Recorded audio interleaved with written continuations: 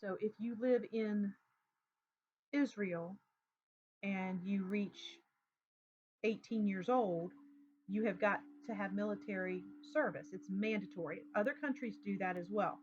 Um, so all Jewish citizens, both men and women, have to serve 24 to 32 months of military service. Um,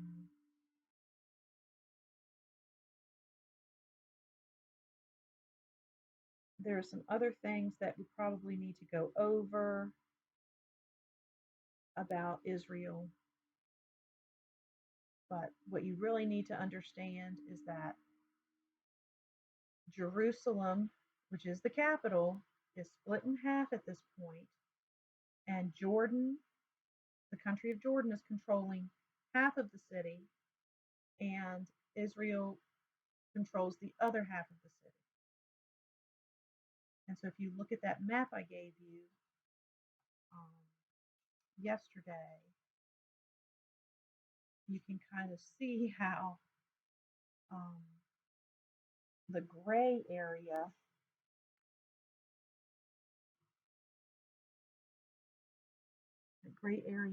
of Israel kind of goes right into the capital and comes back out, almost like a peninsula. And then Jordan has, which is the light color, almost white color, kind of comes into from Jordan into what used to be Israel, like under King David. We are going to pick up in chapter 2.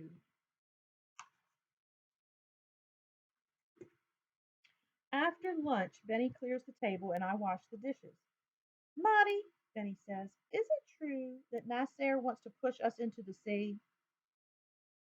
Okay, remember Nasser is the president of Egypt at the time.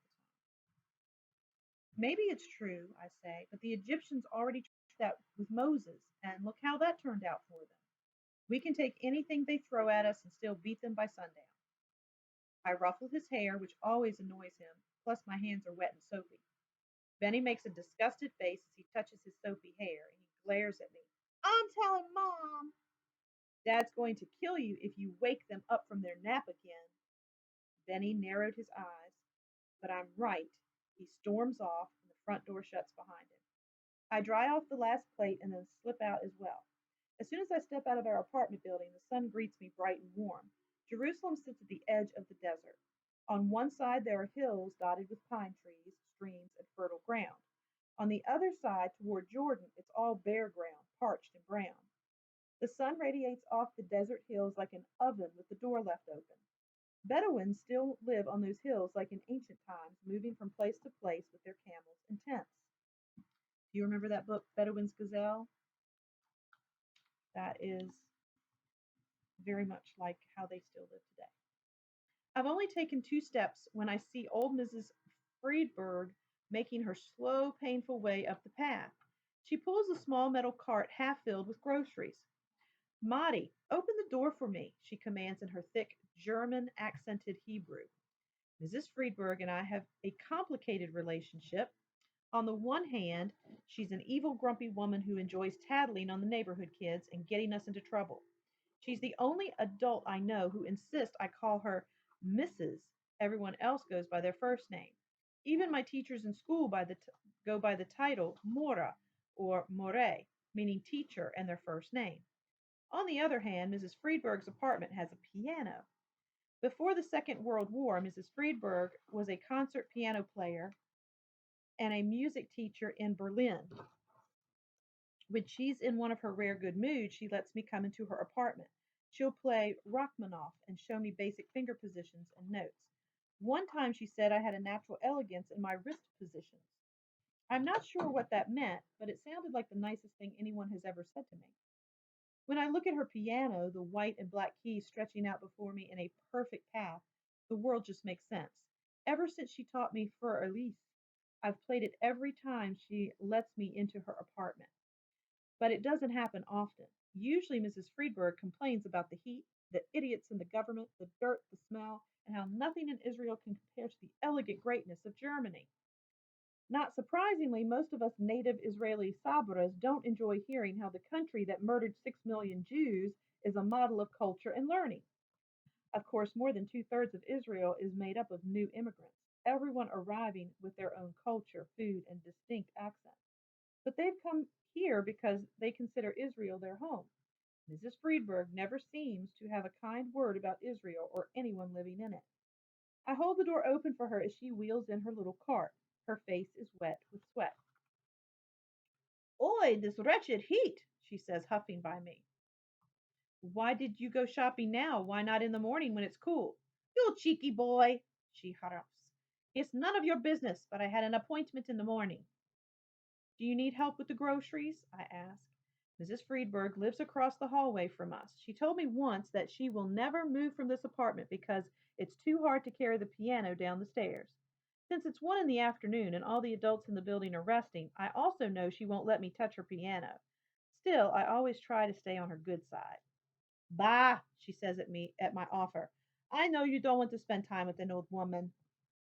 Okay, shalom, Mrs. Friedberg. I dash off into the bright day before anyone else can stop me. When I arrive at the field, only Yossi is there. Where's everyone else? I demand. There's usually a good crowd of 5 or 6 boys, plenty for a game of soccer. Yossi shrugs.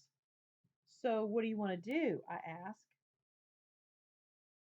I have a magazine, he says, holding up last week's copy of Our Country, the newspaper's weekly edition for children.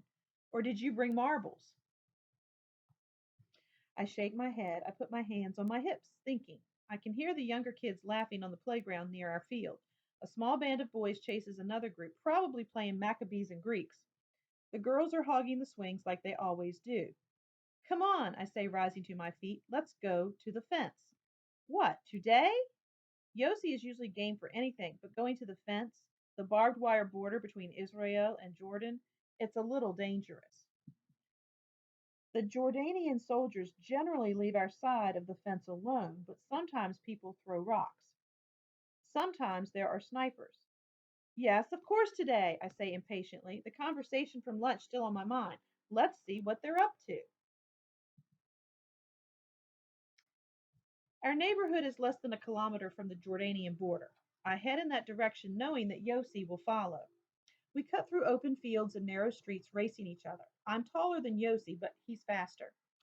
He streaks past me, a skinny little blur. We're both wearing leather sandals, and the soles make a smacking noise on the cobbled streets. We dodge dumpsters overflowing with rotten vegetables, duck under sheets hanging to dry. We're neck and neck, panting and sweating, apartment buildings going right up to the border. A row of wide cement cones lines Israel's side of the barbed wire fence. A yellow sign says, Border, no passage, in English, Hebrew, and French. Israeli soldiers keep an eye on the Jordanian side from their post inside a small house. Jordan is easily visible through the fence. Their soldiers patrol their side. We're not supposed to approach the fence. We approach the fence. Every time I come, I count the Jordanian soldiers. I try to remember their faces. You never know what information might be useful. I think of the daring Eli Cohen who spied on the Syrians until he was caught and executed, or the legendary Joseph Trumpeldor who died defending Tel Chai, a Galilee settlement against Arab raiders in the 1920s. In school, when we study the heroes who helped found Israel, our teachers always remind us how easy we have it compared to what they had to deal with. I wanted to play for Elise. Let's see. I'll see if we can find it.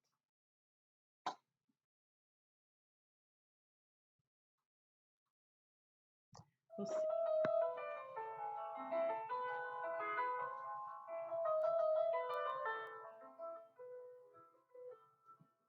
Do you remember this?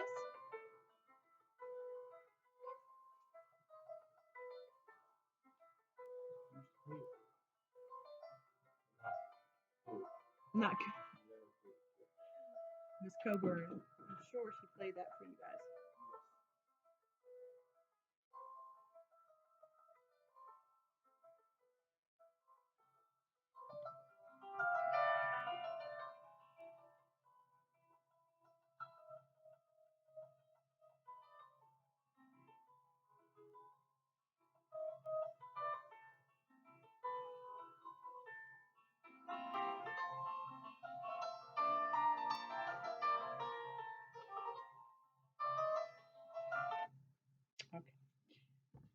So I wanted to play that because that was what he wanted Mrs. Friedberg to teach him.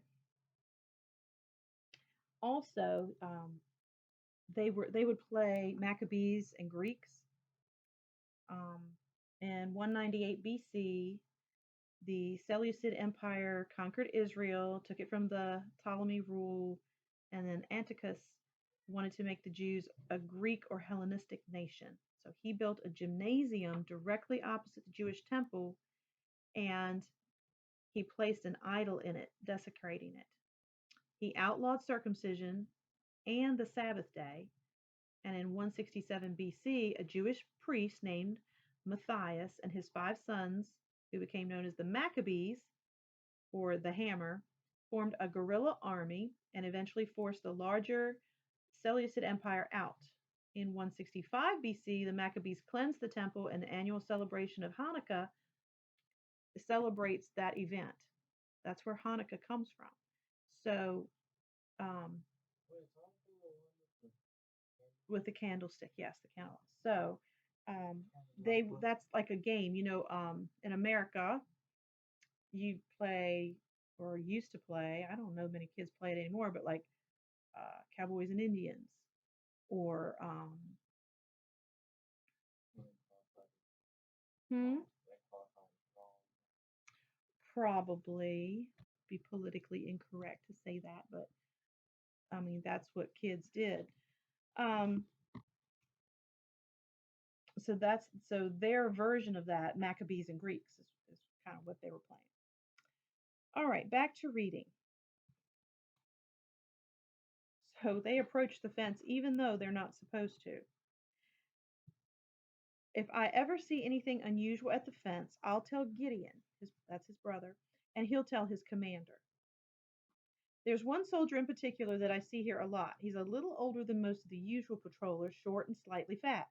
Every time he spots me, he winks. One time he looked over his shoulder, and when he saw that no one was looking, he tossed over a small wrapped candy. He had a strong arm and good aim. The candy landed a few feet from me. I scooped it up and examined it closely. The wrapper was covered with Arabic writing. It looked foreign and menacing, but when I unwrapped it, the smell of rose blossoms wafted from it like a dream. I looked up, and the soldier grinned at me. I couldn't help smiling back. I wonder if it's okay that I am kind of friendly with a Jordanian.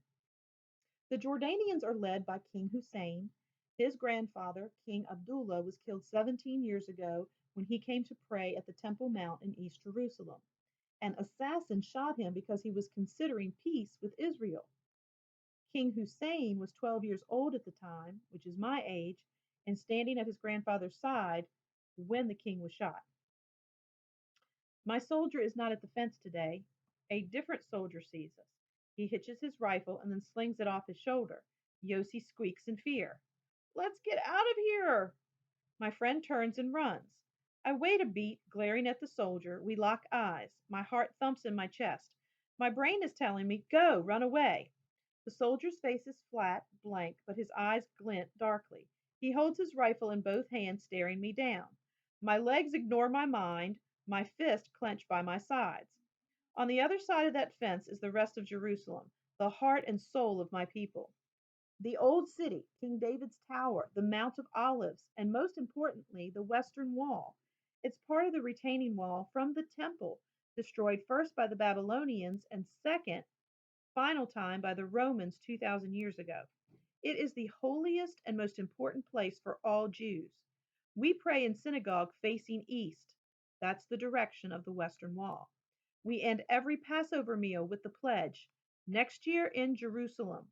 We don't mean West Jerusalem, we mean the Western Wall. Jordan controls it, and they won't let us Jews near it. When we lost the old city in the War of Independence, all the Jews fled into West Jerusalem, and no one's been allowed back to the old city since. So I stand there and glare at the soldier. He stares flatly back at me.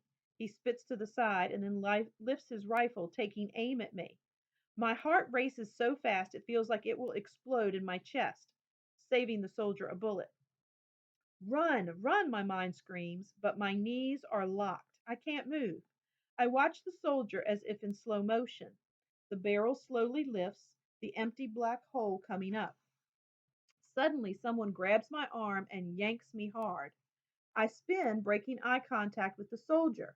Yosi has me. He tugs hard, pulling me off balance. I trip and stumble to keep to my feet, and he pants. Move, Marty, move! My knees unlock, my feet finally listen to my screaming mind, and we fly out of there. Crazy boy. Chapter 3. Post Office War Cabinet. Did you hear the latest joke about the Prime Minister? The man in line at the post office asks my dad. He's at a cafe and the waitress asks, tea or coffee? Eshkol thinks and thinks, and finally he holds out his cup and says, some of each. Please, that's an old one. It's a long line, and the post office is hot and stuffy. Okay, so how about this? Eshkol says to a crowd of American businessmen, want to know how to make a small fortune in Israel? Start with a big one. Haha, I've heard that too. The jokes are getting less funny. Everyone was already unhappy with our unpopular, hesitant prime minister. His recent uninspiring speech on the radio hasn't helped. The Egyptian army is at our border, and Nasser, their charismatic president, has demanded that the UN peacekeeping force on the border leave. Stationed between Israel and Egypt, those peacekeepers are literally keeping peace. No UN, no peace. There's a feeling of tension and fear in the air. Everyone's preoccupied with news, never missing the hourly update while our government leaders argue and hesitate. Gideon has not been home in days. His leave was canceled and he had to return to the base early. I've heard my parents talking. Their low, worried voices keep me awake late into the night. Abba, are we going to war? I ask. I try to sound brave and unconcerned, not like Benny the other day. No, my dad says, as long as the UN forces stay put, there's nothing to worry about. Didn't you hear? The man in front of us says. He has thin white hair that floats around his head like a dandelion puff. I can't help noticing the blue green tattooed scrawl of numbers on his arm, which means he's a concentration camp survivor. What? Asked my dad. They just announced it on the radio. All UN forces are leaving Egypt. He has a sharp Hungarian accent. I look at my dad. Abba, now are we going to war?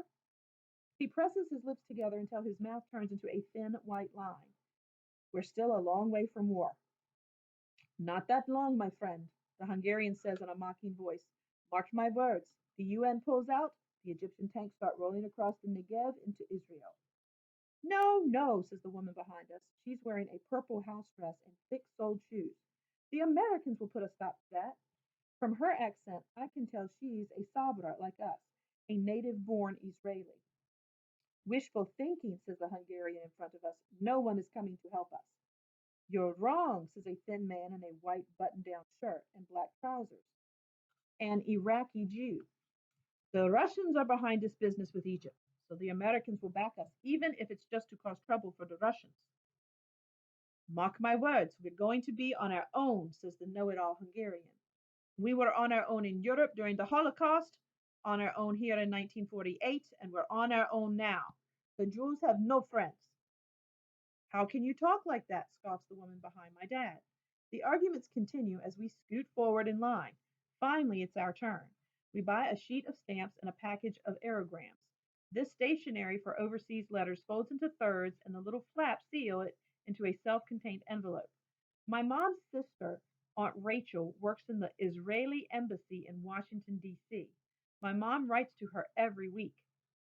My dad and I stopped by the bakery on our way home. There is bread and several kinds of baked goods on the shelves, savory onion rolls, cheese filled borkas, dry crumbly cookies, and yeasty chocolate rolls. My dad buys a loaf of bread and a large triangular borika. He tucks the bread wrapped in thin white paper under his arm and hands me the paper bag with the savory pastry. I tear into it as we walk. Buttery crumbs and sesame seeds scatter at my feet. I hand him the other half and he bites into it, finishing it in two big gulps. I usually run these errands for my mom by myself or with Benny, but my dad woke up from his nap early today and offered to join me. No, Mati, my dad says. You going to tell me what's going on with you? What? Yossi's mother told us you went to the fence at the border, that you taunted the soldiers there. Is that true? She's exaggerating. I kick a small pebble on the sidewalk and watch it ping away. Did you go to the fence? Yossi is a tattletale, I say hotly. What's he doing running to his mom and telling her this stuff about me? My dad pins me with one of his looks. Yes or no? Yes, I look away. My dad rubs a hand across his face. He has the strongest hands of anyone I've ever met, what my grandmother always calls good hands. He just seems to know how to make things work, to fix things. That's probably why he's a carpenter. But today everything about him seems less certain, less steady. He looks tired. Mati, you have a daredevil heart, but you also have a bright mind. You need to use that mind. This is not the time to play games with Jordanian soldiers. I don't know where the situation is going. There are beads of sweat on his upper lip and a trickle of moisture run down the side of his face. You heard that amateur war cabinet at the post office. Right now, everything is tense. Yeah, Abba, sure, I hear you, but it wasn't that bad. Yossi's mom really exaggerated. I haven't seen a situation this tense since 56, he says tightly. There was a war with Egypt in 1956 when I was one. It's not like when I was a kid, he continues. My dad used to live in the Jewish quarter in the Old City. The Jews and Arabs in the Old City got along pretty well in those days. I've grown up hearing stories of my dad's good friend Daoud, a Jordanian guy. Back when they were kids, Daoud loved tinkering with model planes. Every time my dad went to his house, Daoud's mother would feed them delicious treats that looked like little bird nests with pistachios for eggs, dripping with honey. But they haven't seen each other since the Independence War in 1948 when they were young men. Don't go looking for trouble, my dad says. Trouble finds you easy enough without your help. He puts a hand on my shoulder. We come to a stop in the middle of the bustling sidewalk. Mati, don't try to be a hero. But that's exactly what I want to be. I stiffen and shake his hand off me. Heroes die young, he says. Serve your country, not to mention your family, by living a good long life. I shove my hands in my pockets, scowling at the sidewalk. I bet Eli Cohen's family didn't tell him that. They let him spy in Syria and have thrilling adventures, saving our country. My dad sighs. All right, let me put it another way. There are all kinds of heroes. We cross the road, hurrying to get to the other side as a blue and cream colored egged bus lumbers down the street. It belches a thick cloud of exhaust on its way past us. A hero is someone who can rise above his fears and his problems and help others. It's not heroic to throw your life away. That's a disgrace. I'll have to stop there.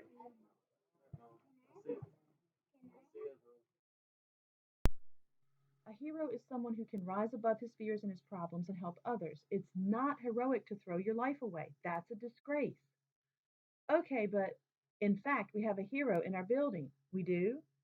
I know everyone in our building. I can't imagine who he means.